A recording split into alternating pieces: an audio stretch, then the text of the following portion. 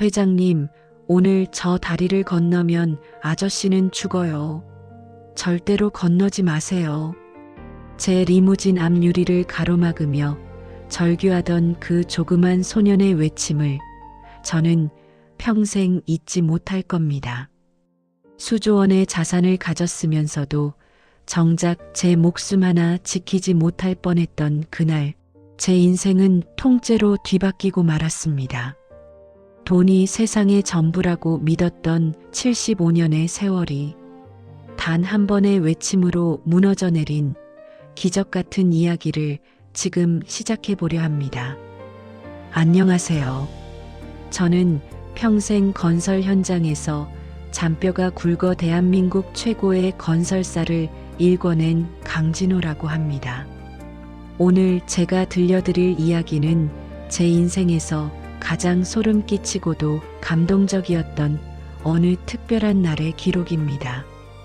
사연 시작 전 구독과 좋아요를 눌러주시고 댓글 남겨주시면 항상 행운 가득하실 수 있도록 함께 응원드리겠습니다. 그날은 유난히도 안개가 짙게 낀 아침이었습니다. 서울의 고층 빌딩들이 구름 속에 잠겨 꼭 신기루처럼 보였죠. 저는 5조 원이라는 어마어마한 규모의 해외 합병 계약을 체결하기 위해 일찍부터 집을 나섰습니다.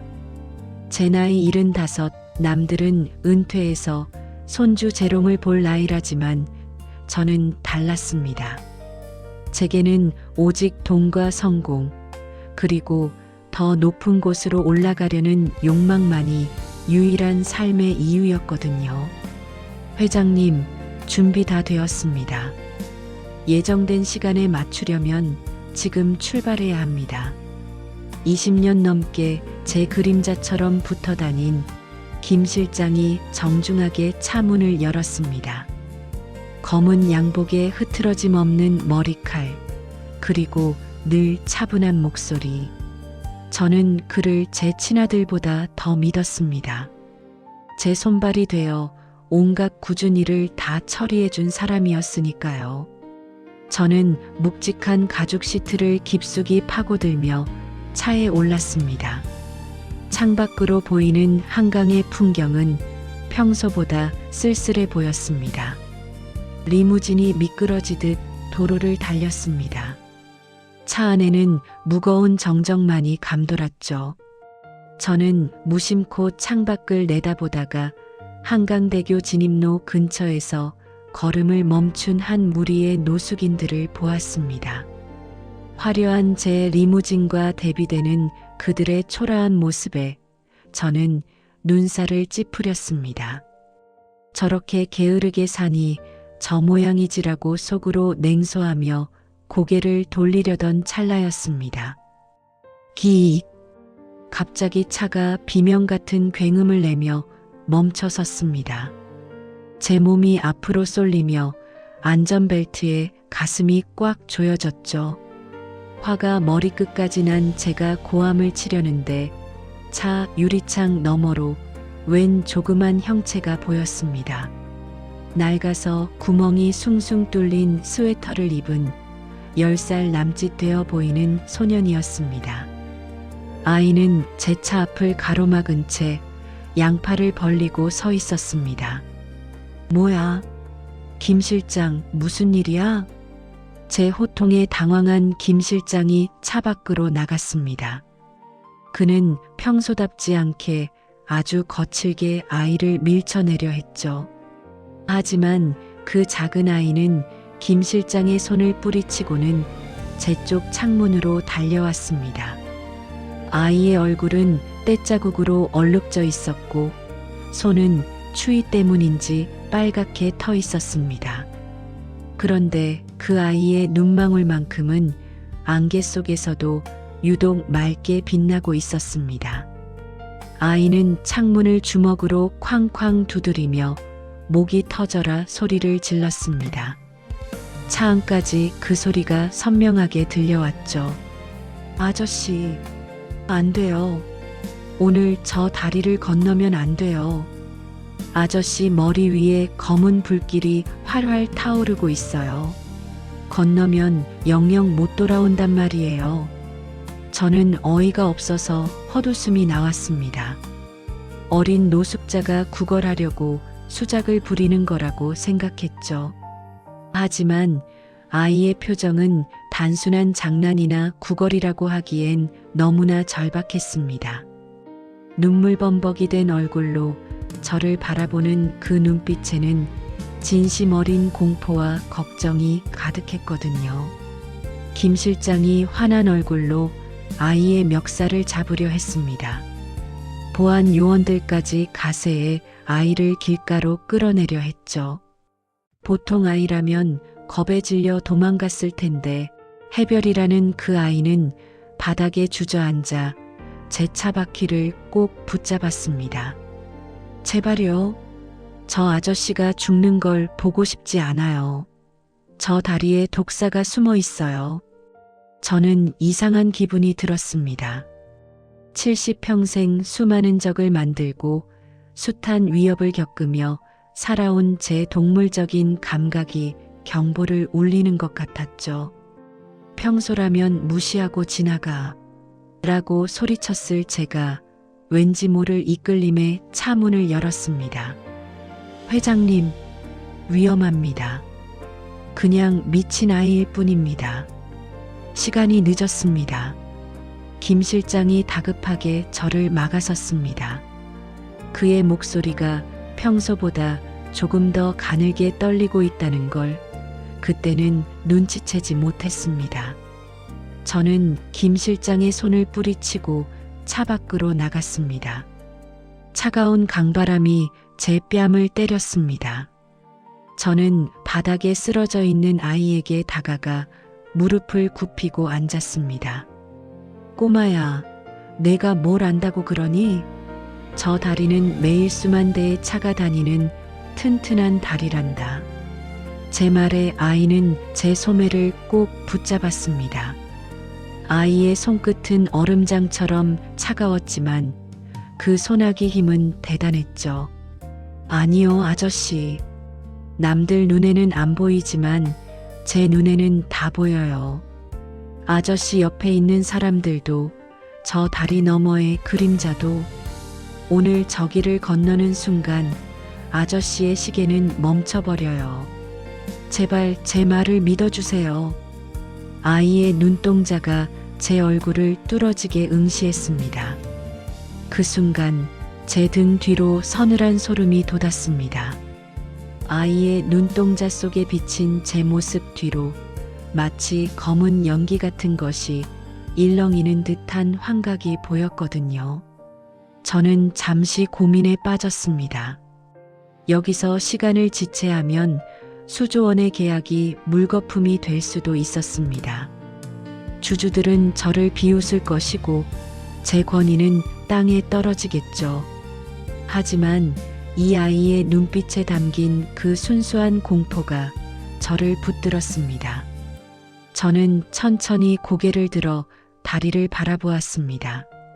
안개에 가려진 다리의 건너편이 꼭 지옥의 입구처럼 보였습니다. 김 실장, 오늘 일정 취소해. 차 돌려. 제 한마디에 현장에 있던 모든 사람이 얼어붙었습니다. 특히 김 실장의 안색이 순식간에 흑빛으로 변했습니다. 제 말이 떨어지기가 무섭게 김 실장의 안색은 종이짝처럼 하얗게 질렸습니다. 그는 믿을 수 없다는 듯 제 팔을 붙잡으며 다급하게 말했죠. 회장님, 지금 제정신이십니까? 이 계약은 우리 그룹의 사활이 걸린 문제입니다. 고작 노숙자 아이의 헛소리 때문에 수조원을 날리시겠다는 건가요? 그의 목소리는 평소의 침착함을 잃고 날카롭게 찢어지는 듯 했습니다. 저를 진심으로 걱정하는 충직한 비서의 모습이었죠. 하지만 저는 이미 결심을 굳혔습니다.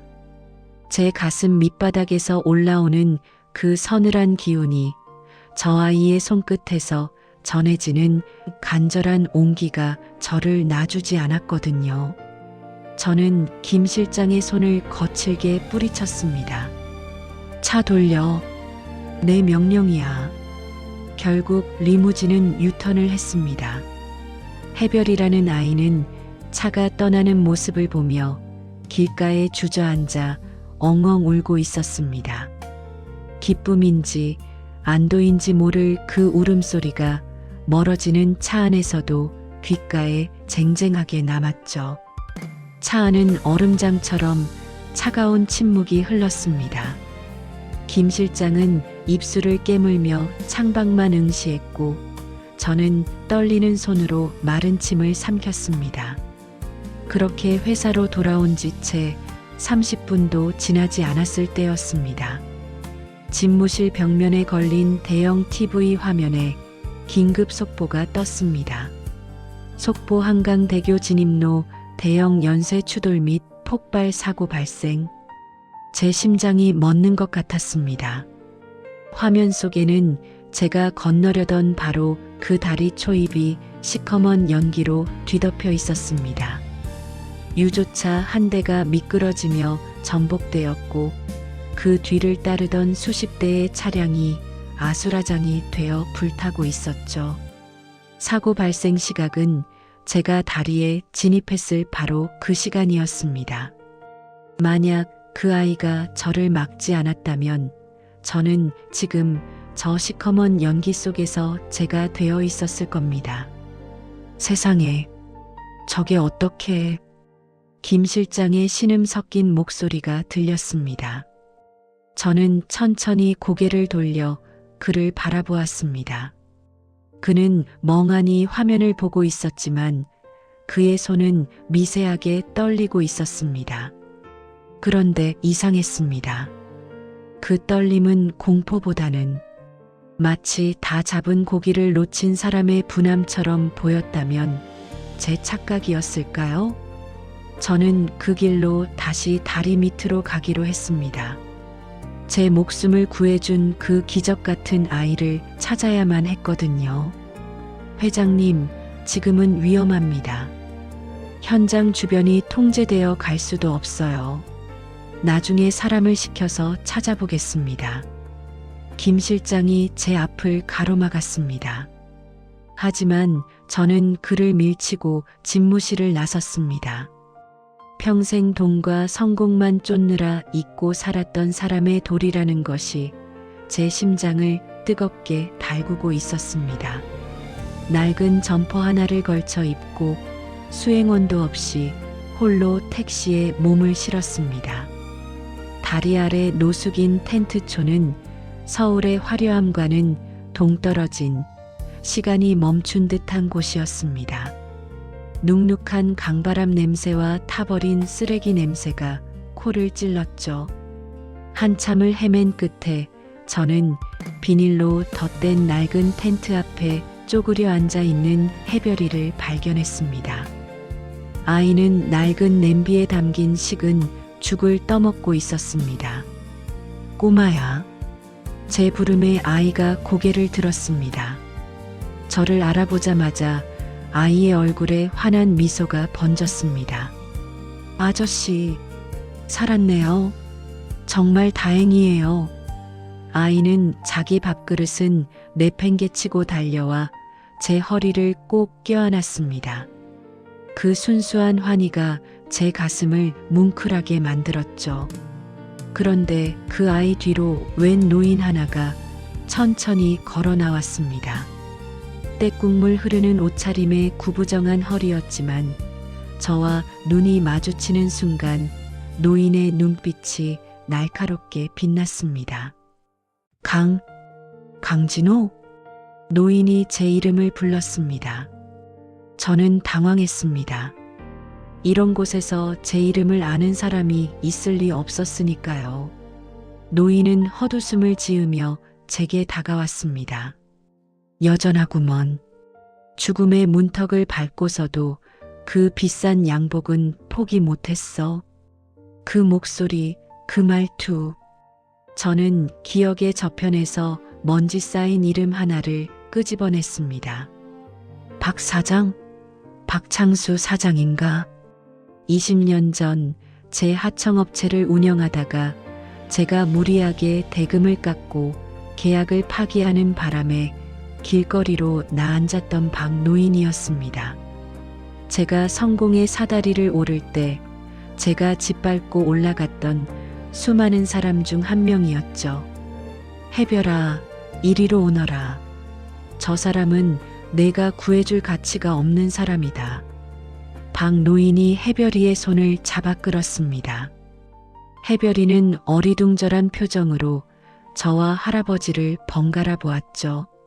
저는 얼어붙은 듯 그 자리에 서 있었습니다. 제 목숨을 구한 소년이 제가 망가뜨린 사람의 손자였다니요.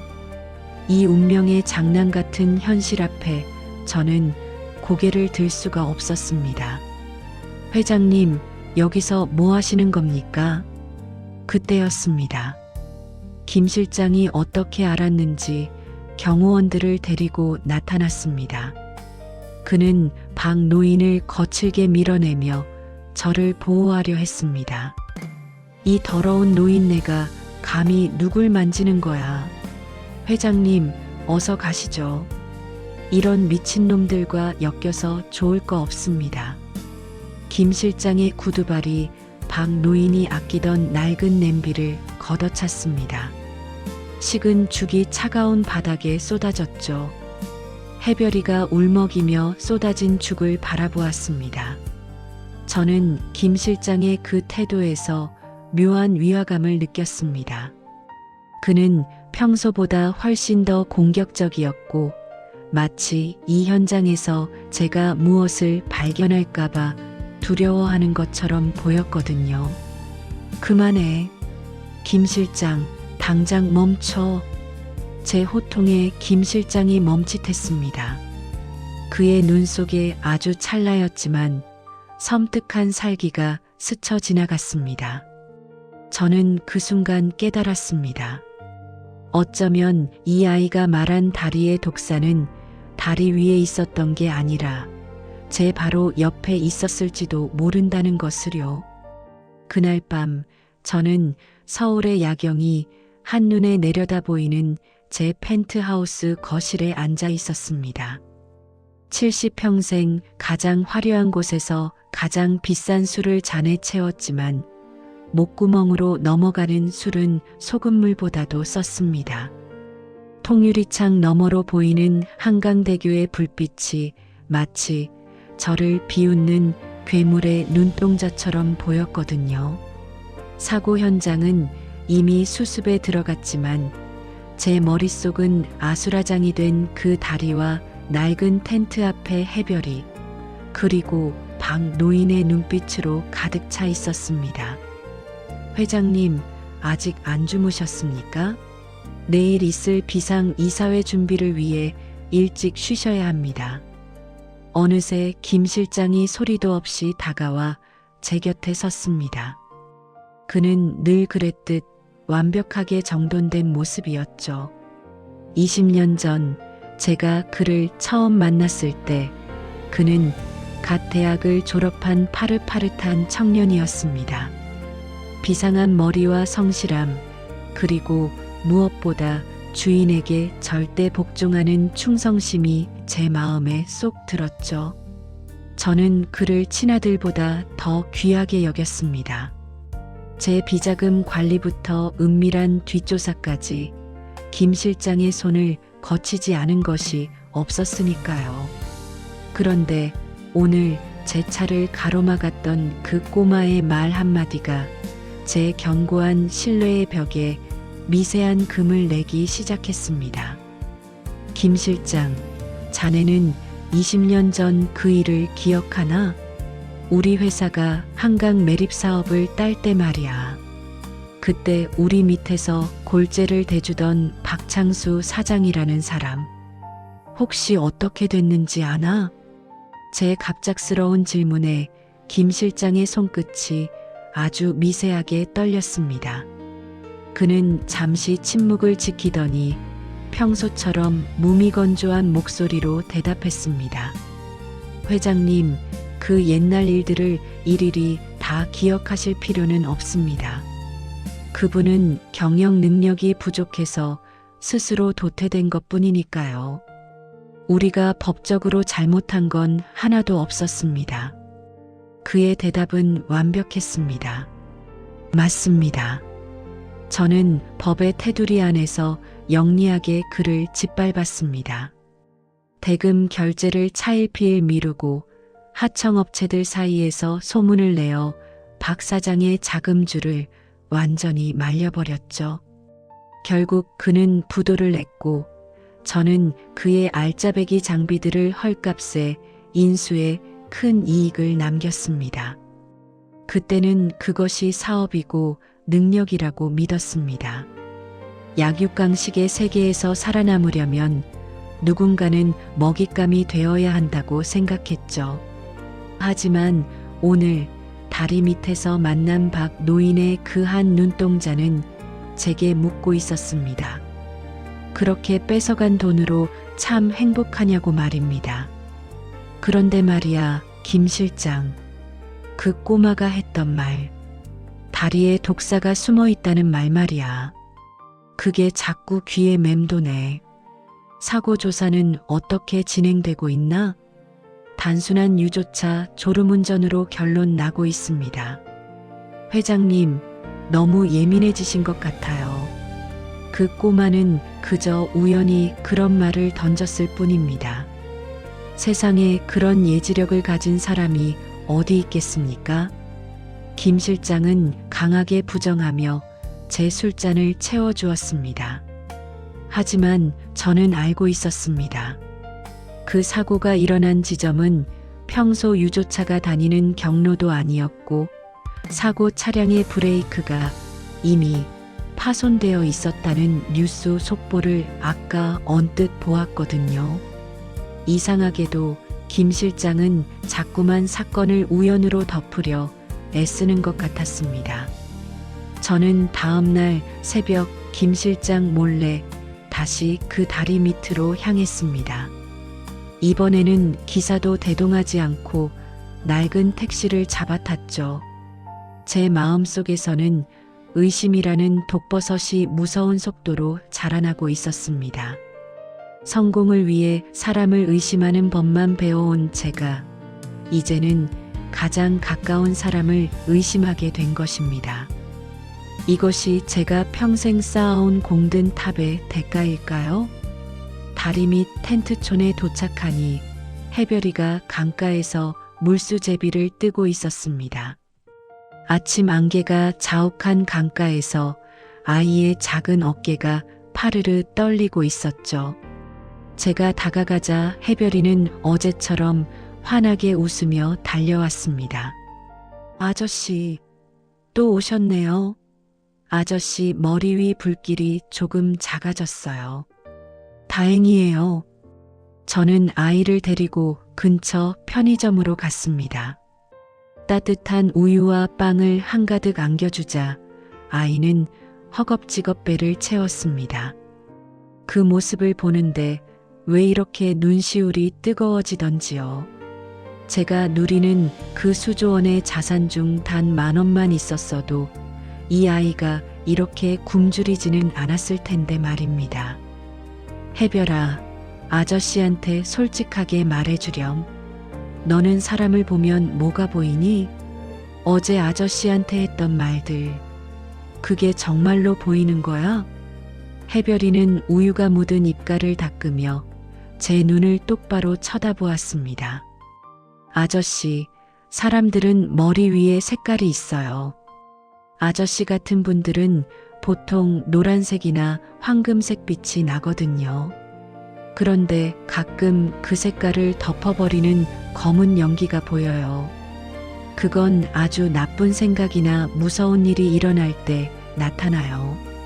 어제 아저씨 차가 다가올 때 다리 쪽에서 시커먼 구렁이 수십 마리가 다리를 칭칭 감고 있는 게 보였어요. 그래서 제가 막아선 거예요. 아이의 말은 너무나 황당했지만 그 눈빛은 한 점 거짓이 없었습니다. 아이는 잠시 망설이더니 제 귓가에 입을 대고 아주 작게 속삭였습니다. 아저씨, 그런데 조심하세요. 아저씨 뒤에 서 있는 그 검은 양복 아저씨 말이에요. 그 아저씨 주머니 속에는 아저씨의 심장을 찌를 수 있는 칼이 들어 있어요. 손에는 칼이 없는데 제 눈에는 그 칼날이 너무 차갑게 보여요. 그 말을 듣는 순간 제 심장이 얼어붙는 것 같았습니다. 김 실장, 제가 가장 믿었던 나의 분신. 아이가 말하는 주머니 속의 칼은 비단 진짜 칼만이 아닐 겁니다. 제가 그에게 맡겼던 권력, 정보, 그리고 제 모든 약점들이 아이의 눈에는 칼날로 보였던 것이겠죠. 저는 그 길로 박 노인의 텐트로 들어갔습니다. 박 노인은 낡은 신문을 읽고 있다가 저를 보고는 차갑게 쏘아붙였습니다. 뭐하러 자꾸 오는 건가? 적선이라도 하겠다는 거야? 내 인생 망가뜨린 값치고는 너무 늦었네. 박 사장, 내가 미안했네. 정말로 미안했어. 제 사과에 박 노인의 손이 멈췄습니다. 70평생 남에게 고개를 숙여본 적 없는 제가 진심으로 건넨 말이었죠. 박 노인은 허탈한 웃음을 지었습니다.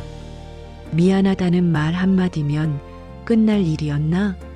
우리 집사람이 화병으로 죽고 내 아들이 빚쟁이한테 쫓겨다니다가 사고로 가버렸을 때, 그때 자네는 어디 있었나? 강상그룹 회장실에서 샴페인을 터뜨리고 있지 않았나? 저는 아무 말도 할 수 없었습니다. 그가 겪은 지옥 같은 세월은 제가 가진 그 어떤 것으로도 보상할 수 없음을 잘 알고 있었습니다. 하지만 지금 제게는 박 노인과 해별이가 필요했습니다. 제 주변에 가득한 독사들로부터 저를 구원해 줄 수 있는 유일한 진실의 목소리였으니까요. 박 사장, 내가 큰 잘못을 했다는 거 잘 아네. 평생 자네한테 빚을 갚으며 살겠네. 하지만 지금 내 곁에 믿을 사람이 아무도 없네. 나를 한 번만 도와주게. 이 아이의 말을 믿는 사람은 나밖에 없네. 제가 박 노인의 거친 손을 잡았습니다. 노인의 손은 굳은 살로 가득했지만 그 안에는 정직하게 살아온 사람만의 묵직한 무게가 있었습니다. 박 노인은 제 손을 뿌리치려다 옆에서 눈물을 글썽이는 해별이를 보더니 긴 한숨을 내쉬었습니다. 그때였습니다. 텐트 밖에서 정체 모를 검은 차들이 요란한 소리를 내며 멈춰 섰습니다. 그리고 텐트 입구가 거칠게 열리며 김 실장이 나타났습니다. 그의 얼굴은 어제보다 더 차갑고 딱딱하게 굳어 있었습니다. 회장님, 여기서 뭐 하시는 겁니까?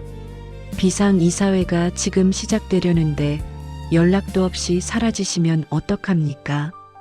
김 실장의 목소리는 정중했지만 그 이면에는 저를 꾸짖는 듯한 압박감이 서려 있었습니다.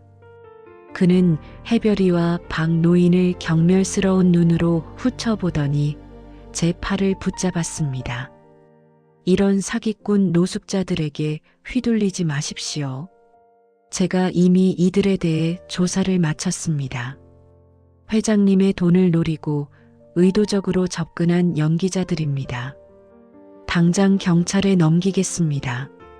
김 실장의 명령에 경호원들이 해별이를 잡아채려 했습니다.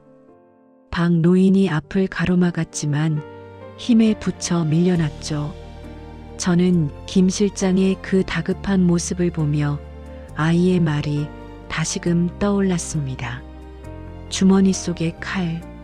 지금 김 실장은 저 아이들이 제 눈을 뜨게 할까봐 저토록 안달이 난 것이었습니다. 그만해. 내가 이 사람들을 사기꾼이라고 생각했으면 여기 다시 왔겠나? 김 실장, 자네 선을 넘고 있어. 제 호통에 김 실장의 눈매가 날카롭게 휘어졌습니다.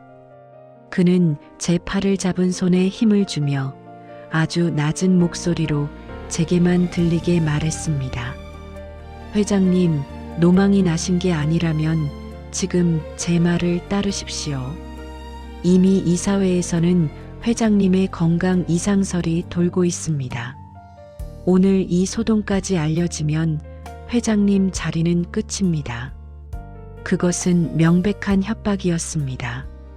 20년을 키워준 주인에게 그가 드디어 이빨을 드러낸 것이죠. 저는 김 실장의 눈을 똑바로 응시했습니다. 그의 눈 속에는 욕망이라는 이름의 시커먼 연기가 소용돌이치고 있었습니다. 해별이가 제 옷자락을 잡으며 울먹였습니다. 아저씨, 저 아저씨 얼굴이 시커먼 숯처럼 변했어요. 저 아저씨가 아저씨를 잡아먹으려고 해요. 저는 그 순간 직감했습니다. 이제 전쟁이 시작되었다는 것을요. 5조 원의 계약보다 강산그룹의 회장 자리보다 더 중요한 싸움. 제 영혼을 지키고 제가 망가뜨린 사람들에게 진심으로 사죄하기 위한 인생 최후의 전쟁 말입니다. 눈을 찌르는 듯한 리무진의 상향등 불빛이 어두운 다리 밑을 사정없이 파고들었습니다. 그 강렬한 빛에 눈이 멀 것만 같았죠. 저는 무릎을 꿇은 채로 두 손으로 눈을 가렸습니다. 평생 제 손발이 되어 주었던 그 익숙한 엔진 소리가 오늘따라 저승사자의 발자국 소리처럼 소름 끼치게 들려왔습니다.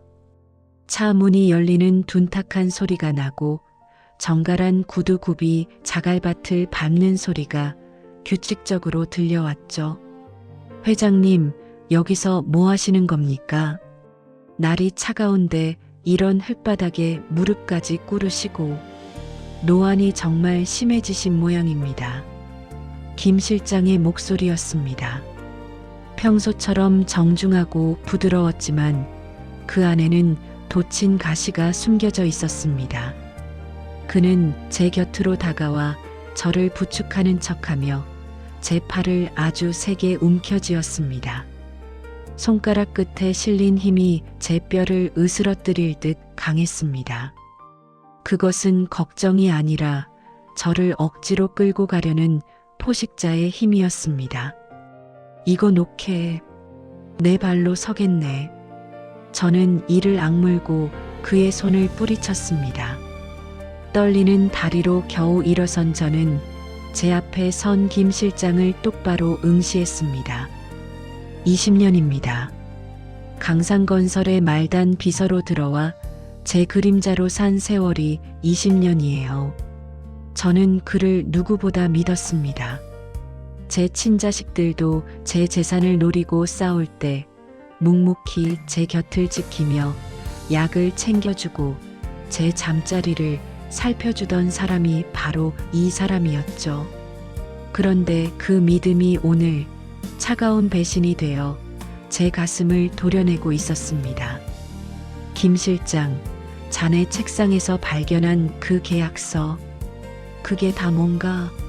내 인감까지 위조해서 내 재산을 자네 회사로 옮기려 한 이유가 뭐야? 제 물음에 김 실장의 얼굴에서 서서히 가면이 벗겨지기 시작했습니다. 입가에 걸려있던 비즈니스용 미소가 사라지고 눈빛은 얼음장처럼 차갑게 식어갔습니다. 그는 품 안에서 손수건을 꺼내 제 옷에 묻은 흙을 털어주는 척하며 낮게 속삭였습니다. 회장님은 너무 오래 사셨어요. 그리고 너무 많은 것을 쥐고 계셨죠. 이제 그만 쉬실 때도 되지 않았습니까? 제가 그 짐을 덜어드리려 했던 것뿐입니다. 그의 뻔뻔한 대답에 저는 온몸이 부르르 떨렸습니다. 20년의 세월이 단 몇 마디 말로 난도질 당하는 기분이었죠. 김 실장은 이제 주변의 경호원들에게 눈짓을 보냈습니다. 그들은 저를 둘러싸며 압박해왔습니다. 그때였습니다. 제 등 뒤에서 박 노인의 쉰 목소리가 들려왔습니다. 이 고약한 놈, 사람이 사람을 믿는 마음을 이용해? 너 같은 놈은 예나 지금이나 똑같구나. 돈에 눈이 멀어 영혼을 판 놈들. 박 노인이 낡은 지팡이를 짚고 비틀거리며 제 옆으로 다가왔습니다. 그는 김 실장을 매서운 눈으로 쏘아보았죠. 김 실장은 박 노인을 보더니 비웃음 섞인 콧방귀를 뀌었습니다. 박 사장님, 20년 전이나 지금이나 상황 파악 못하시는 건 여전하시네요. 그때 강 회장님 손에 망했으면 조용히 죽은 듯이 살 것이지 왜 또 나타나서 방해입니까? 방해? 나는 방해를 하는 게 아니라 내 손자가 살려낸 이 가엾은 영혼이 더는 너 같은 독사에게 물리지 않게 하려는 것뿐이다. 박 노인의 기계는 여전했습니다. 비록 몸은 쇠약해졌지만 평생 현장을 누비던 그 당당함이 서려 있었죠. 그때 구석에서 떨고 있던 해별이가 할아버지의 옷자락을 놓치고 앞으로 걸어 나왔습니다. 아이의 눈에는 눈물이 그렁그렁 맺혀 있었지만 그 눈빛만큼은 어느 때보다 맑고 신비롭게 빛나고 있었습니다. 아저씨, 아니, 저 나쁜 아저씨 뒤에 까만 뱀들이 수천 마리나 보여요. 해별이의 목소리는 작았지만 그 울림은 다리 밑에 고요를 깼습니다. 해별이는 김 실장을 손가락으로 가리켰습니다. 저 아저씨가 다리 위에서 아저씨 차 브레이크를 만지라고 시켰어요. 내 눈에는 다 보여요. 저 아저씨 마음속에 시커먼 연기가 가득 차서 어제 그 불길을 만든 거예요. 그 순간 김 실장의 눈동자가 크게 흔들렸습니다. 아이의 말은 단순한 예언이 아니라 그가 숨기고 싶었던 가장 추악한 범죄의 현장을 가리키고 있었죠. 김 실장은 당황한 나머지 해별이에게 손을 뻗으며 소리쳤습니다. 이 미친 꼬마가 어디서 헛소리야. 당장 입 닥치지 못해. 하지만 해별이는 물러서지 않았습니다. 아이는 가슴팍에서 낡은 휴대폰 하나를 꺼냈습니다. 그것은 박 노인이 길에서 주워온 고물폰이었죠. 어제 다리 밑에서 나쁜 아저씨들이 하는 얘기 다 녹음됐어요. 아저씨를 죽여야 우리가 부자가 된다고 했잖아요. 해별이가 재생 버튼을 누르자 김 실장의 목소리가 흘러나왔습니다. 차량이 다리 중앙에 들어설 때 원격으로 제어해. 사고사로 처리해야 뒷말이 없어. 소름 끼치는 살인 공모의 현장이 녹음되어 있었던 겁니다. 김 실장은 사색이 되어 휴대폰을 뺏으려 달려들었습니다. 그때였습니다. 리무진 뒤에서 또 다른 차량들이 줄지어 들어왔습니다. 사이렌 소리 대신 조용한 침묵 속에 나타난 그들은 바로 제가 미리 연락해둔 언론사 기자들과 경찰들이었습니다. 저는 김 실장의 의심을 사지 않기 위해 정원 뒷문으로 나가기 전 가장 믿을 만한 후배이자 신문사 사장에게 모든 상황을 문자로 남겨두었었죠. 김 실장, 이제 가면을 벗을 시간일세. 저는 차갑게 말하며 해별이의 손을 잡았습니다. 아이의 손은 여전히 작고 가늘었지만 그 안에는 세상을 구원할 만큼 커다란 진실의 힘이 담겨 있었습니다. 20년 지기 신복의 배신이라는 지옥 같은 어둠 속에서 저는 이 작은 아이의 눈을 통해 비로소 참된 빛을 보게 된 것입니다. 이것이 제 인생의 가장 큰 전환점이자 모든 위선에 막이 내리는 순간이었습니다. 경찰차의 파란 불빛과 빨간 불빛이 다리 밑에 눅눅한 콘크리트 벽면을 어지럽게 비추었습니다. 김 실장은 수갑이 채워진 채 연행되면서도 저를 뚫어지게 노려보았습니다. 그 눈빛은 20년 동안 제가 봐왔던 충직한 비서의 눈이 아니었습니다. 먹잇감을 놓친 굶주린 늑대의 눈, 그 자체였죠. 그가 차에 타기 직전 제 귀에 대고 나지막이 뱉은 말은 제 심장을 얼어붙게 했습니다. 회장님, 당신도 결국 나와 같은 괴물일 뿐입니다. 당신이 밟고 올라온 수많은 시체 위에 내가 숟가락 하나 얹으려 했던 게 무슨 대수라고 그러십니까? 그의 말은 틀린 게 없었습니다. 저 역시 성공을 위해 박 사장 같은 사람들을 사지로 몰아넣었으니까요. 김 실장은 제가 만든 괴물이었습니다. 그를 연행해가는 경찰차의 뒷모습을 보며 저는 다리에 힘이 풀려 주저앉고 말았습니다. 5조 원의 계약, 대한민국 최고의 건설사, 화려한 저택, 그 모든 것이 모래성처럼 허무하게 느껴졌습니다. 박 사장, 아니 창수 형님. 저는 바닥에 엎드린 채 박 노인의 이름을 불렀습니다. 20년 전 제가 형님이라고 부르며 따랐던 그 호칭이 이제야 입 밖으로 나왔습니다. 박 노인은 지팡이를 꽉 쥔 채 저를 내려다보았습니다. 그의 눈에는 증오와 연민, 그리고 말로 다할 수 없는 세월의 회한이 서려 있었습니다. 이제 와서 그 이름을 불러서 무엇하겠나. 이미 내 마누라는 화병으로 떠났고 내 아들놈은 일용직을 전전하다 사고로 죽었네. 남은 건 이 어린 해별이 하나뿐이야. 자네가 쌓아 올린 그 높은 빌딩들이 내 가족의 묘비처럼 보였네. 박 노인의 담담한 목소리가 제 가슴을 도려내는 칼날이 되었습니다. 저는 차가운 흙바닥에 이마를 찌우며 오열했습니다. 70평생 남들 앞에서는 눈물 한 방울 보이지 않았던 독종이었는데 오늘따라 왜 이렇게 눈물이 멈추지 않는지 모르겠습니다. 제 눈물은 억울함이 아니라 지난 세월 제가 저지른 추악한 욕망에 대한 뒤늦은 참회였습니다. 죄송합니다. 정말 죄송합니다. 제가 잘못했습니다. 죽을 죄를 지었습니다. 저는 아이처럼 엉엉 울며 용서를 구했습니다.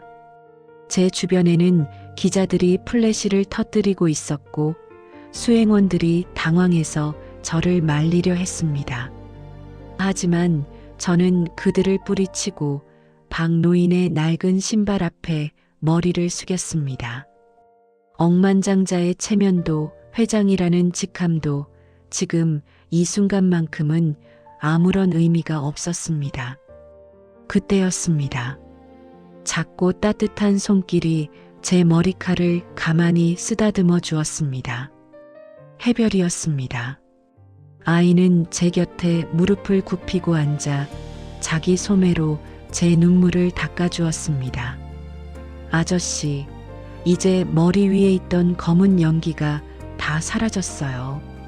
대신 아주 예쁜 무지개 색깔이 보여요. 아저씨 마음속에 있던 나쁜 도깨비가 이제 나갔나 봐요.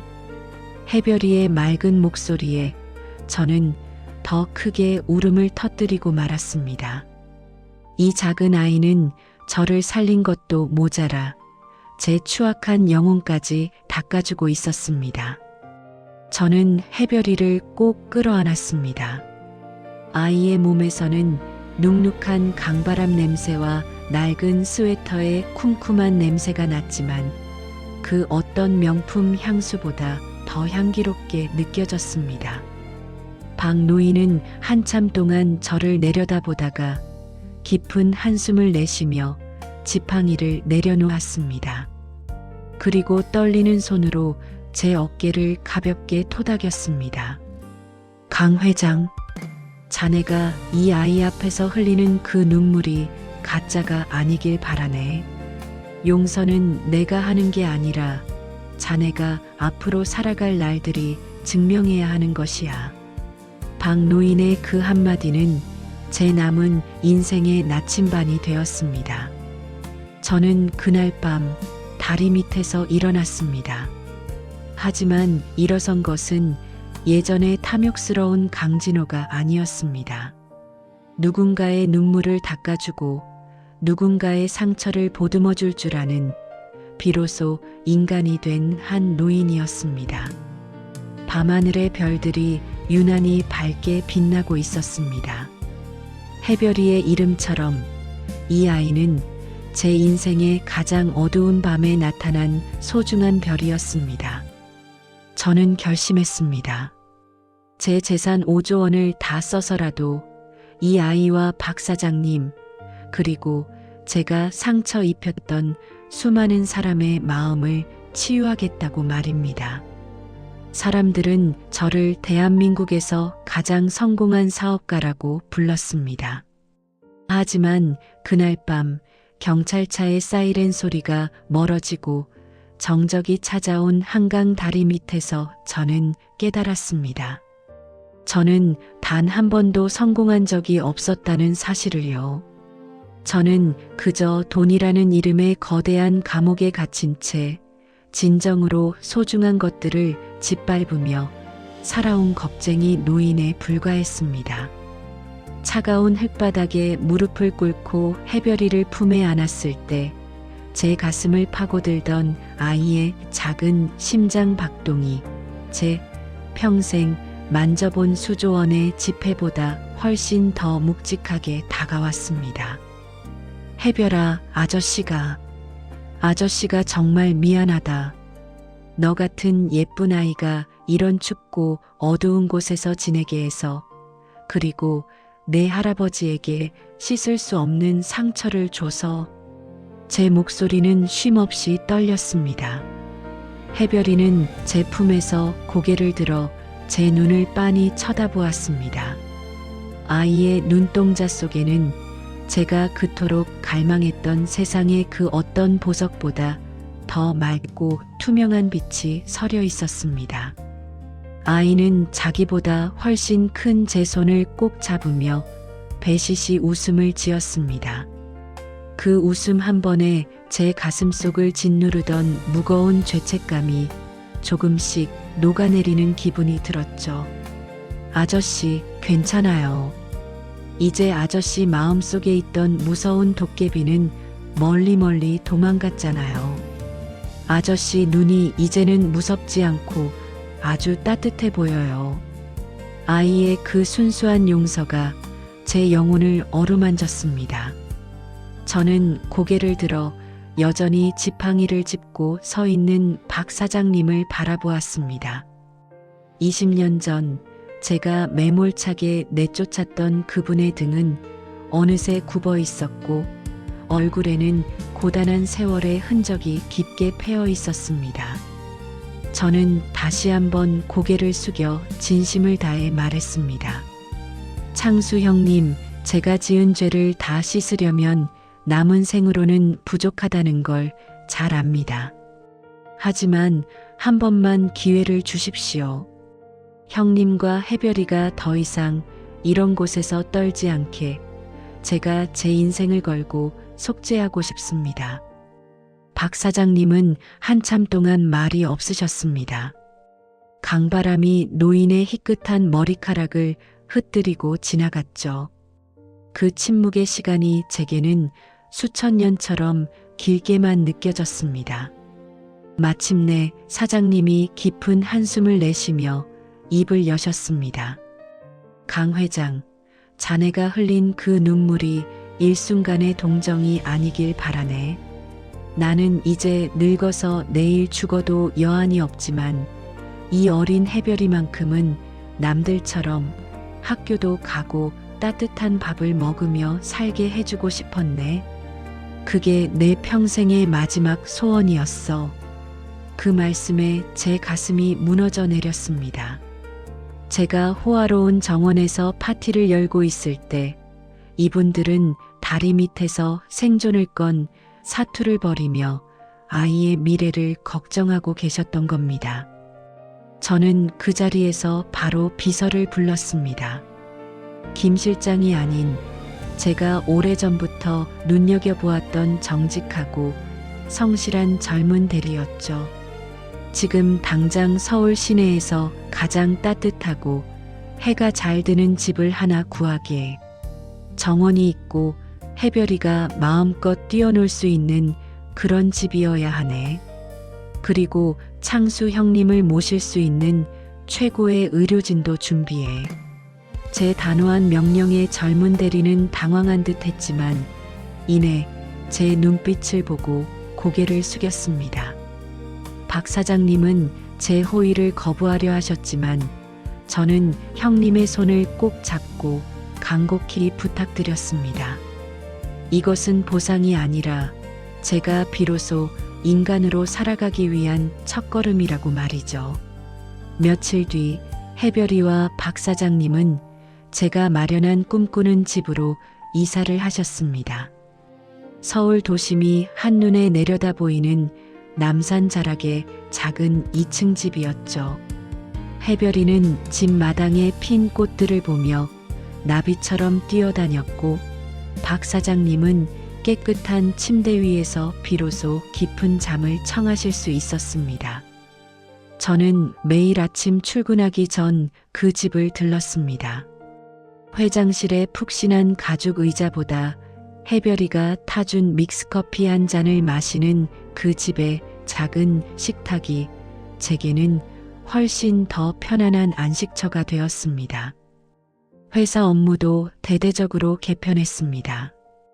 김 실장과 결탁하여 비리를 저질렀던 간부들을 모두 내보내고 과거에 저희 회사 때문에 상처 입었던 하청업체 사장님들을 일일이 찾아다니며 사과하고 적절한 보상을 해드렸습니다. 주주들은 미쳤다고 수군거렸고 제 재산이 줄어드는 것을 걱정하는 목소리도 컸습니다. 하지만 제 마음은 그 어느 때보다 풍요로웠습니다. 통장의 숫자가 줄어들 때마다 제 영혼의 빈 곳이 따뜻한 사랑으로 채워지는 것을 느꼈거든요.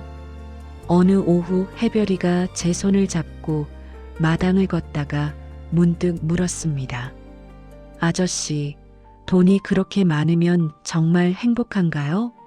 예전에는 아저씨 얼굴이 너무 차가워서 돈이 아저씨를 잡아먹은 줄 알았거든요. 아이의 질문에 저는 잠시 멈춰 섰습니다. 그리고 무릎을 낮춰 해별이와 눈을 맞추며 대답했습니다.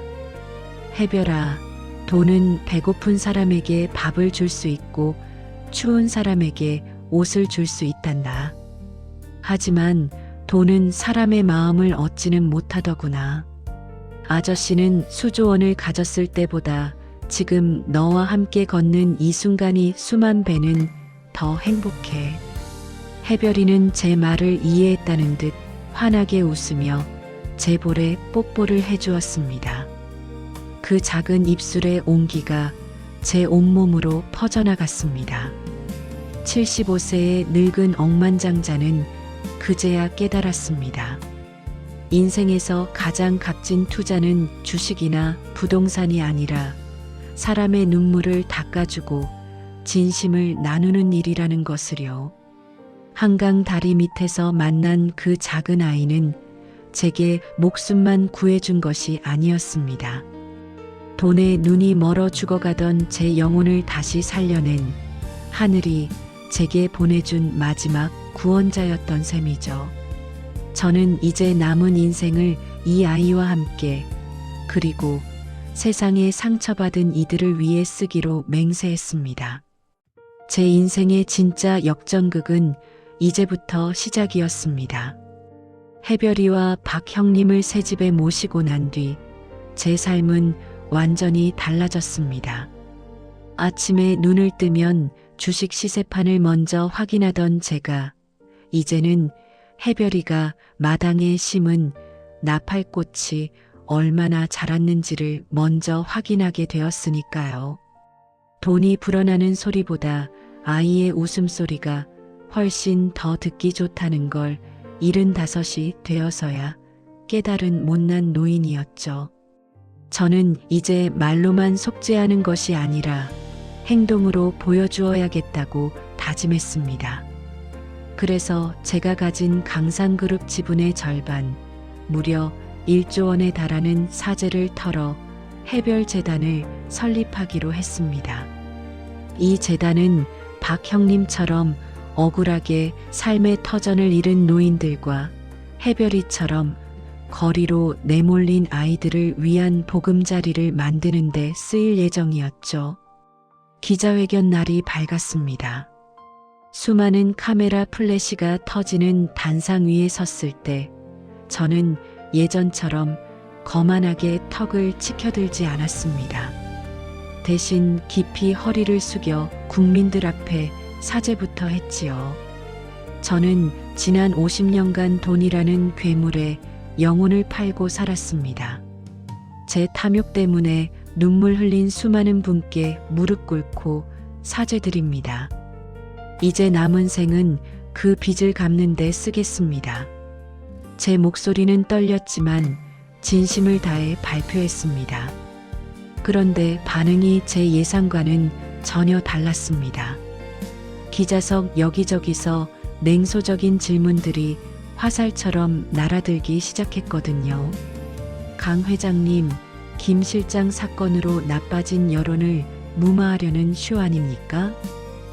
1조 원 기부라고 하셨는데 결국 세금 감면 혜택을 노린 꼼수 아닌가요?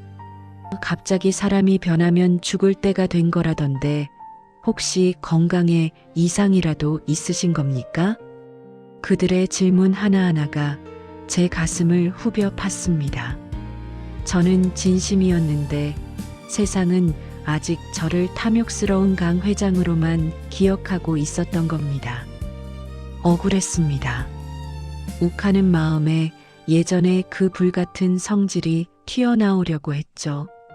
내가 내 돈 쓰겠다는데 니들이 뭔 상관이야 라고 소리치고 싶었습니다. 주먹을 꽉 쥐고 부들부들 떨고 있는데 그때였습니다. 맨 앞줄 기자석 틈새로 해별이의 얼굴이 보였습니다. 학교에 갔어야 할 아이가 어떻게 저기 있는 건지 놀랐지만 해별이는 저를 보며 조용히 고개를 가로젓고 있었습니다.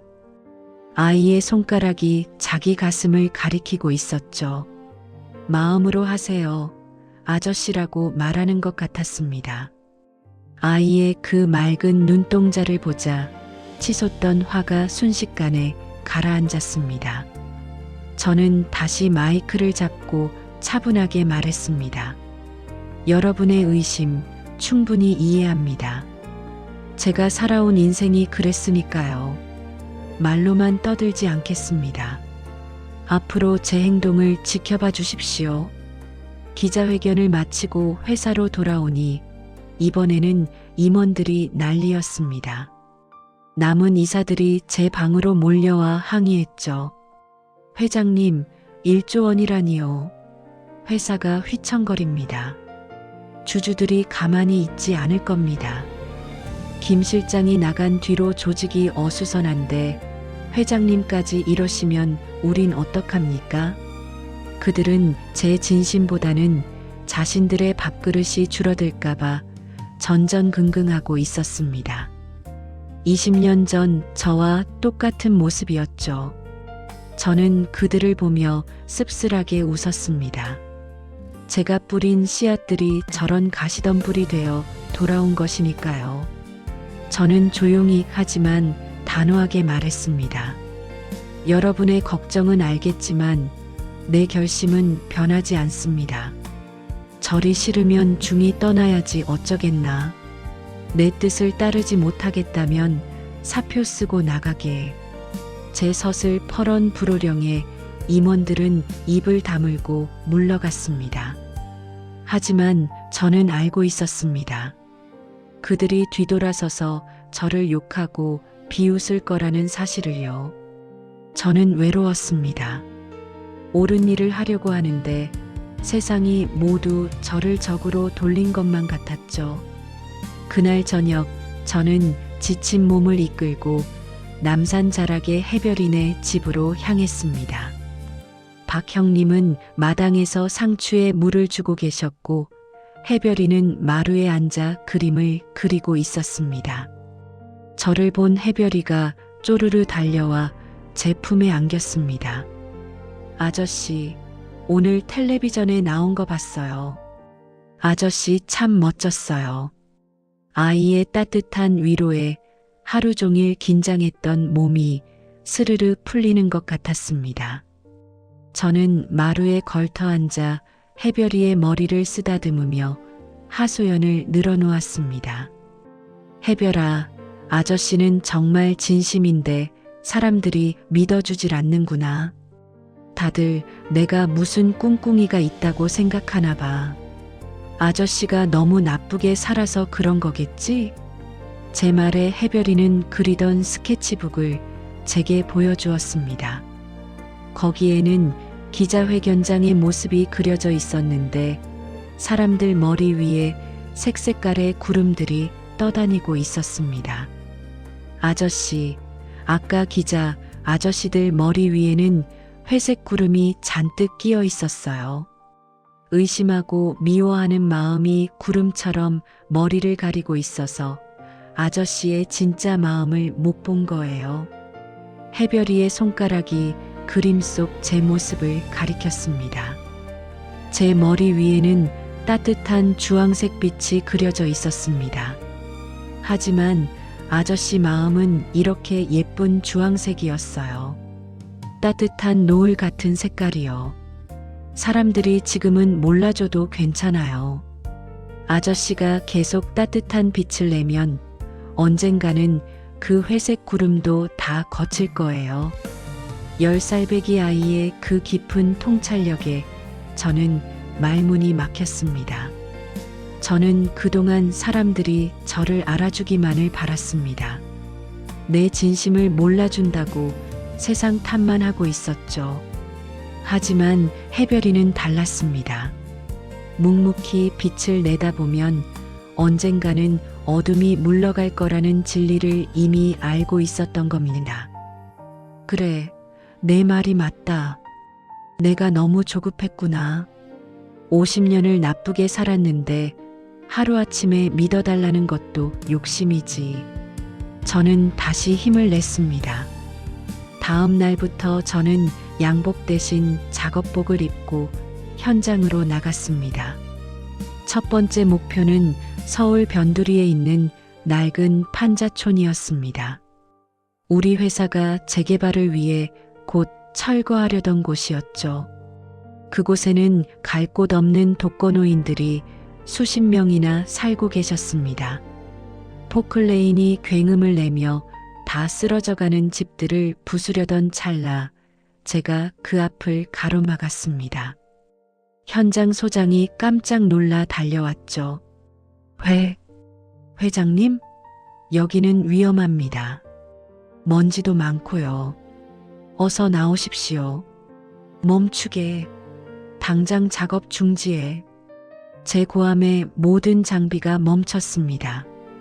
저는 흙먼지를 뒤집어 쓴 채 판자촌 골목으로 들어갔습니다. 곰팡이 냄새 나는 좁은 방에서 두려움에 떨고 있는 노인들의 눈빛이 보였습니다. 20년 전 박 형님의 눈빛과 똑같았죠. 저는 그분들의 손을 일일이 잡으며 약속했습니다. 어르신들, 걱정 마십시오. 이곳은 헐지 않겠습니다. 대신 제가 사비를 털어서 아주 튼튼하고 따뜻한 새 집으로 고쳐드리겠습니다. 그때까지 안전한 거처도 마련해 드릴 테니 제발 저를 믿어주십시오. 처음에는 반신반의하던 노인들도 제가 직접 벽돌을 나르고 시멘트를 바르는 모습을 보며 조금씩 마음을 열기 시작했습니다. 기자들도 처음에는 쇼라고 비아냥거렸지만 제가 며칠째 현장에서 먹고 자며 일하는 모습을 보고는 카메라 앵글이 달라지기 시작했죠. 그렇게 한 달이 지났을 무렵 판자촌은 몰라보게 달라졌습니다. 붕괴 직전이던 집들이 튼튼한 벽돌집으로 바뀌었고 골목길에는 꽃밭이 생겼습니다. 완공식이 열리던 날 동네 어르신들이 쌈짓돈을 모아 산 시루떡을 제 입에 넣어주시며 눈물을 흘리셨습니다. 강 회장님 고맙습니다. 정말 고맙습니다. 늙은이들이 죽기 전에 이런 호강을 다 누려보네요. 그 투박한 떡 한 조각이 제 평생 먹어본 그 어떤 산해진미보다 맛있었습니다. 그분들의 눈물 어린 감사 인사를 받으며 저는 비로소 해별이가 말한 따뜻한 주황색 빛이 무엇인지 알 것 같았습니다. 그것은 바로 사람과 사람 사이에 오가는 진심의 온도였던 겁니다. 그날 저녁 뉴스에는 제가 땀범벅이 되어 할머니를 업고 웃고 있는 사진이 대문짝만하게 실렸습니다. 아나운서의 멘트가 들려왔죠. 돈만 알던 냉혈한 기업가 강진호 회장, 진정한 상생의 아이콘으로 거듭이 나다. 저는 그 뉴스를 보며 껄껄 웃었습니다. 상생의 아이콘이라니 제게는 너무 과분한 별명이었지만 기분은 나쁘지 않더군요. 하지만 이것은 시작에 불과했습니다. 제 앞에는 여전히 해결해야 할 거대한 숙제가 남아 있었으니까요. 바로 제 곁에서 20년간 독사를 키웠던 저의 무지함, 그리고 그 독사가 남긴 맹독 같은 후유증들을 처리하는 일이었습니다. 김 실장은 감옥에 갔지만 그가 회사 곳곳에 심어놓은 또 다른 독버섯들이 아직 남아 있었거든요. 세상이 저를 향해 박수를 보내기 시작하자 어둠 속에 숨어있던 자들이 드디어 송곳니를 드러냈습니다. 제가 김 실장을 감옥에 보내고 재산의 절반을 사회에 환원하겠다고 발표했을 때 그것을 가장 두려워한 사람들은 다름 아닌 제 회사 내부의 이사들이었습니다. 그들은 김 실장이 심어놓은 독버섯이자 저와 함께 평생 탐욕의 열차를 타고 달렸던 공범들이었죠. 회장님이 노망이 나셨다. 고작 노숙자 꼬마 말에 휘둘려 회사를 통째로 날리려 한다. 회사 내부에 이런 흉흉한 소문이 돌기 시작했습니다. 김 실장의 신복이었던 최 전무는 이 사진을 선동해 저를 대표이사직에서 해임하려는 음모를 꾸몄습니다. 그들은 해별재단이 비자금을 조성하기 위한 유령단체라는 가짜 뉴스까지 퍼뜨렸죠. 며칠 만에 강상그룹의 주가는 곤두박질 쳤고 화난 주주들이 본사 앞에 모여 계란을 던지며 시위를 벌였습니다. 저는 집무실 창밖으로 분노에 찬 사람들을 내려다보았습니다. 예전에 저였다면 당장 법무팀을 동원해 고소하고 공권력을 빌려 강제로 해산시켰을 겁니다. 하지만 지금 제 가슴 안에는 해별이가 가르쳐준 진심이라는 작은 등불이 켜져 있었습니다. 그들을 원망하기보다 이렇게까지 불신을 심어준 제 지난 세월이 뼈저리게 후회되었습니다. 회장님, 최 전무가 이사회 소집을 요구했습니다. 당장 내일 아침입니다. 그들이 해임안을 통과시키려 준비를 마친 것 같습니다.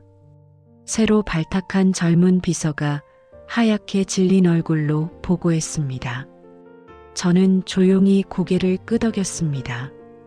최 전무는 저를 압박하기 위해 또 다른 비겁한 수를 썼습니다. 해별이와 박 형님이 계신 꿈꾸는 집 앞에 용역들을 보내 소란을 피우게 한 것이죠. 여기에 억만장자의 비자금 창고가 있다며? 당장 나와라. 문 밖에서 들려오는 거친 고함 소리에 해별이가 얼마나 놀랐을지 생각하니 가슴이 찢어지는 것 같았습니다. 저는 당장 차를 몰아 남산으로 향했습니다. 집 앞에 도착하니 검은 옷을 입은 사내들이 해별이네 마당을 짓밟고 있었습니다. 해별이는 박 형님의 등 뒤에 숨어 벌벌 떨고 있었고 형님은 떨리는 지팡이를 쥐고 그들을 막아서고 계셨죠. 당장 멈추지 못할까? 제 호통에 사내들이 멈칫했습니다. 최 전무가 비열한 웃음을 지으며 무리 사이에서 걸어 나왔습니다. 회장님, 이제 그만하시죠. 이 꼬마와 노인네에게 미쳐서 회사 망치는 꼴 더는 못 보겠습니다. 순순히 물러나시면 이 집과 이 사람들은 건드리지 않겠습니다. 그의 협박에 제 주먹이 부르르 떨렸습니다. 70평생 겪어온 그 어떤 모욕보다 더 화가 났습니다. 저는 최 전무에게 다가가 그의 눈을 똑바로 응시했습니다. 최 전무, 자네는 아직도 모르는군. 내가 지키려는 건 이 집이 아니라 자네들이 잃어버린 인간의 양심일세. 그때였습니다. 해별이가 제 옷자락을 살며시 붙잡았습니다. 아이의 눈은 눈물로 젖어 있었지만 그 안에는 맑은 빛이 서려 있었습니다. 아저씨, 화내지 마세요.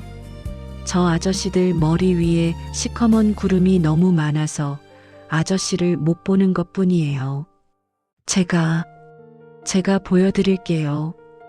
해별이는 두려움을 떨쳐내고 앞으로 걸어 나갔습니다. 그리고는 흙발에 짓밟힌 마당 구석의 꽃 한 송이를 조심스럽게 일으켜 세웠습니다. 아이는 자기가 입고 있던 깨끗한 소매로 꽃잎에 묻은 흙을 정성스럽게 닦아주었습니다. 꽃이 아프대요. 아저씨들도 마음이 아파서 화를 내는 거잖아요. 화내지 마세요. 제가 이 꽃처럼 아저씨들 마음도 닦아드릴게요. 10살 꼬마의 그 가냘픈 목소리가 거친 사내들의 고함을 잠재웠습니다. 최 전무는 당황한 듯 헛기침을 했지만 그의 눈은 흔들리고 있었습니다. 돈과 권력으로 무장한 어른들의 세상에 아이의 순수함이 균열을 내고 있었던 것이죠. 저는 그날 밤 결심했습니다. 내일 이사회에서 저는 권력으로 그들을 이기지 않겠다고 말입니다. 다음 날 아침 정장에 배지를 단 이사들이 회의실을 가득 메웠습니다. 최 전무는 승승장구하며 제 회의만을 낭독했습니다. 저는 묵묵히 그들의 비난을 들었습니다. 발표가 끝나자 제가 마이크를 잡았습니다. 이사 여러분, 저를 해임하셔도 좋습니다. 아니, 마땅히 그래야 할지도 모릅니다. 저는 여러분에게 돈 버는 법만 가르쳤지 사람답게 사는 법은 가르치지 못했으니까요. 회의실이 술렁거렸습니다. 저는 품 안에서 낡은 통장 하나를 꺼냈습니다. 그것은 제가 50년 전 처음 공사판에서 일을 시작하며 만든 첫 통장이었습니다. 저는 이 통장의 숫자가 늘어가는 걸 보며 행복한 줄 알았습니다. 하지만 제가 가진 수조원의 재산은 저를 지켜주지 못했습니다. 저를 죽이려 한 건 20년지기 신복이었고 저를 살린 건 제가 짓밟았던 사람의 손자였습니다. 저는 이사들의 눈을 하나하나 맞추었습니다. 저는 해임 안에 스스로 찬성하겠습니다. 다만 한 가지 부탁이 있습니다. 제가 만든 해별재단의 기부금은 건드리지 마십시오. 그것은 제 재산이 아니라 우리가 잃어버린 우리 모두의 양심입니다. 제 진심 어린 고백의 회의실에는 무거운 침묵이 흘렀습니다. 비아냥거리던 이사들도 고개를 숙였습니다. 최 전무는 사색이 되어 소리쳤지만 이미 분위기는 반전되었습니다. 가장 연로하신 이사 한 분이 천천히 일어나 말씀하셨습니다. 회장님, 우리가 틀렸습니다. 우리가 잊고 살았던 게 무엇인지 이제야 알 것 같습니다. 해이만은 철회하겠습니다. 대신 우리도 그 재단에 힘을 보태겠습니다. 기적이 일어났습니다. 탐욕으로 뭉쳐있던 노예한 이사들이 하나둘씩 박수를 치기 시작했습니다. 그것은 제 인생에서 받은 가장 값진 박수였습니다. 저는 회의실을 나오며 하늘을 보았습니다. 해별이가 말한 주황색 노을빛이 온 세상을 따뜻하게 물들이고 있었습니다. 독사의 잔당들은 스스로 물러갔고 강산그룹에는 새로운 생명의 바람이 불기 시작했습니다. 이사회장을 나오는데 다리가 후들거렸습니다. 수조원의 계약을 따냈을 때도 느껴보지 못한 묘한 떨림이었죠. 그것은 승리의 쾌감이 아니라 평생을 짓누르던 무거운 짐을 마침내 내려놓은 자의 가벼움이었습니다. 저는 화려한 회장 전용차 대신 가벼운 걸음으로 남산 언덕길을 올랐습니다. 저 멀리 노을빛을 머금은 꿈꾸는 집이 보였습니다. 그곳에는 제가 세상에서 유일하게 마음을 누일 곳, 제 진짜 가족들이 기다리고 있었지요. 마당에 들어서니 맛있는 된장찌개 냄새가 코를 찔렀습니다. 박 형님은 평상에 앉아 돋보기를 쓰고 해별이의 알림장을 봐주고 계셨고, 해별이는 그 옆에서 강아지와 뒹굴며 까르르 웃고 있었습니다. 그 풍경이 너무나 평화로워 저는 대문 앞에 서서 한참을 바라보았습니다. 제가 평생 읽어온 그 높은 빌딩 숲 어디에서도 본 적 없는 세상에서 가장 아름다운 그림이었거든요. 어이, 강 회장. 거기서 뭐하고 서 있나? 얼른 들어와서 밥이나 먹게. 박 형님이 고개를 들어 저를 부르셨습니다. 강 회장이라는 투박한 부름이 오늘따라 왜 이렇게 정겨운지 모르겠습니다. 저는 평상 한쪽에 엉덩이를 걸치고 앉았습니다. 해별이가 제품으로 쏙 파고들며 제 목덜미에 얼굴을 부볐습니다. 아저씨, 오늘 좋은 일 있었죠? 아저씨 얼굴에서 무지개 냄새가 나요. 아이의 말에 저는 참았던 울음이 왈칵 터져 나왔습니다. 창피한 줄도 모르고 해별이를 꼭 끌어안은 채 어깨를 들썩이며 울었습니다. 75 노인이 아이처럼 꺽꺽거리며 우는 모습에 박 형님도 당황한 듯 제 등을 토닥여 주셨습니다. 한참을 울고 나서야 저는 젖은 눈을 닦으며 박 형님의 거친 손을 두 손으로 맞잡았습니다. 형님, 제가 감히 부탁 하나 드려도 되겠습니까? 저를 형님의 동생으로, 그리고 해별이의 진짜 할아버지로 받아주실 수 있겠습니까? 핏줄은 아니지만 남은 생은 정말 형님의 가족으로 살고 싶습니다. 제 진심 어린 고백에 박 형님의 눈가도 촉촉해졌습니다. 형님은 제 손을 꽉 쥐시며 깊은 숨을 내쉬셨습니다. 20년 전 제가 그분의 삶을 송두리째 앗아갔을 때 그분이 느끼셨을 고통을 생각하면 저는 아직도 고개를 들 수 없습니다. 하지만 형님은 그 깊은 상처를 인자한 미소로 덮어주셨습니다. 이 사람아, 자네는 이미 우리 가족이네. 해별이가 자네를 살렸을 때부터 우리는 이미 때려야 뗄 수 없는 인연으로 묶인 것이야. 돈 많은 강 회장 말고 그냥 내 동생 진호로 여기 남게나. 형님이 제 이름을 불러주셨습니다. 진호야. 그 이름 세 글자가 제 가슴에 박힌 못을 하나하나 뽑아내는 것 같았습니다. 저는 형님의 무릎 등에 얼굴을 묻고 한 번 더 울었습니다. 그것은 기쁨의 눈물이었고 감사의 고백이었습니다. 해별이는 우리 둘의 손 위에 자기 작은 손을 포개며 환하게 웃었습니다. 와, 이제 할아버지가 두 분이다. 우리 집은 세상에서 제일 부자예요. 해별이의 외침이 저녁 공기를 타고 멀리 퍼져나갔습니다. 맞습니다. 저는 이제야 진짜 부자가 되었습니다. 통장의 숫자가 아니라 마음의 온도로 채워진 재산, 서로의 아픔을 보듬어주는 가족이라는 이름의 재산 말입니다. 그날 밤 우리 세 사람은 나란히 누워 밤하늘의 별을 보았습니다. 해별이는 제 팔을 베고 잠이 들었고 박 형님과 저는 낮은 목소리로 옛 이야기를 나누었습니다. 돈 때문에 서로를 미워하고 원망했던 세월은 저 멀리 흘러가는 구름처럼 희미해졌습니다. 저는 잠든 해별이의 얼굴을 보며 생각했습니다. 이 작은 아이가 아니었다면 저는 차가운 한강대교 위에서 외로운 영혼으로 사라졌을 것입니다.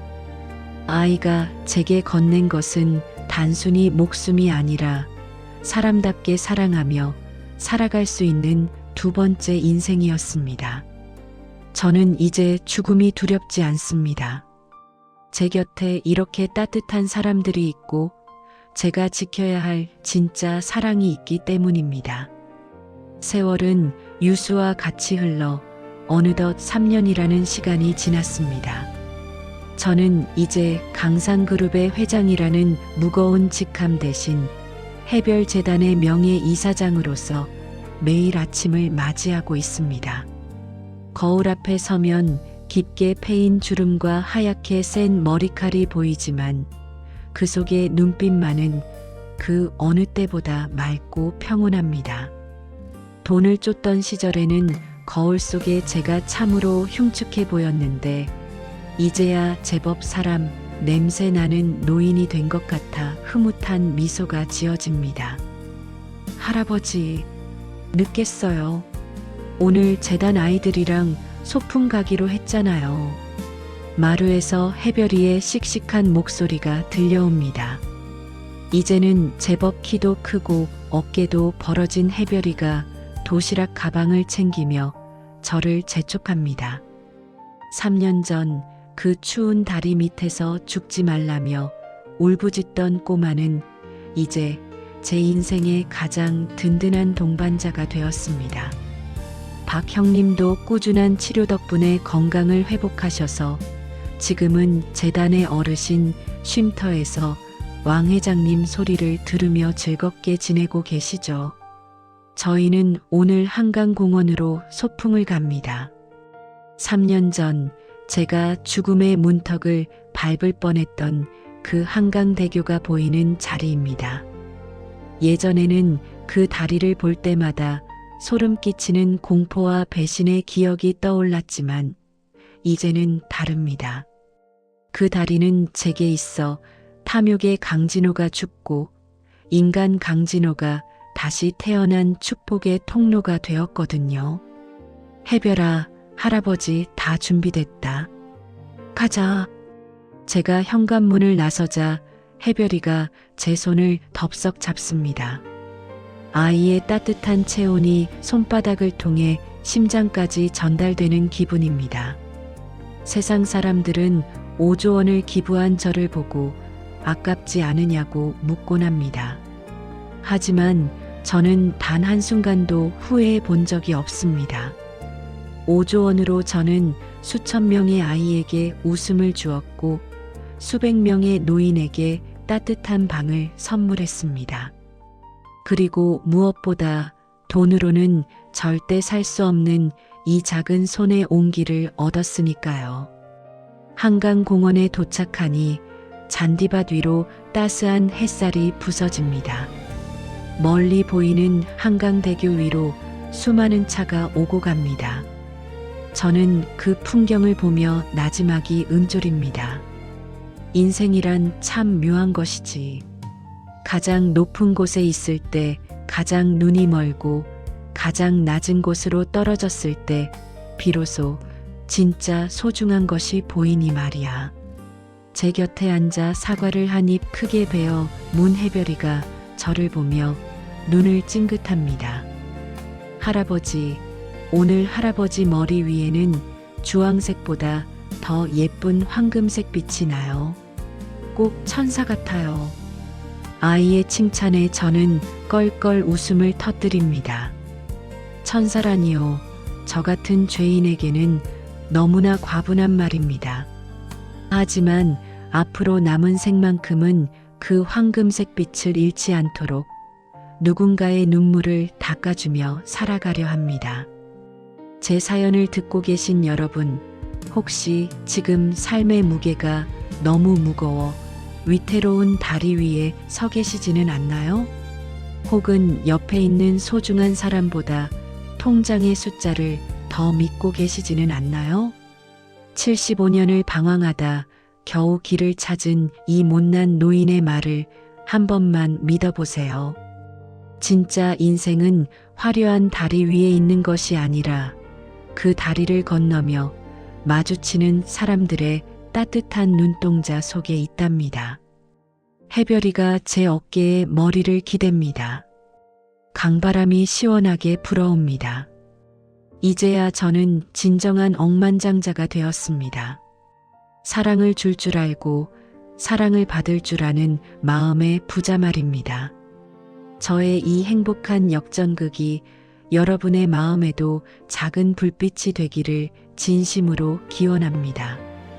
지금까지 제 이야기를 들어주셔서 참으로 고맙습니다.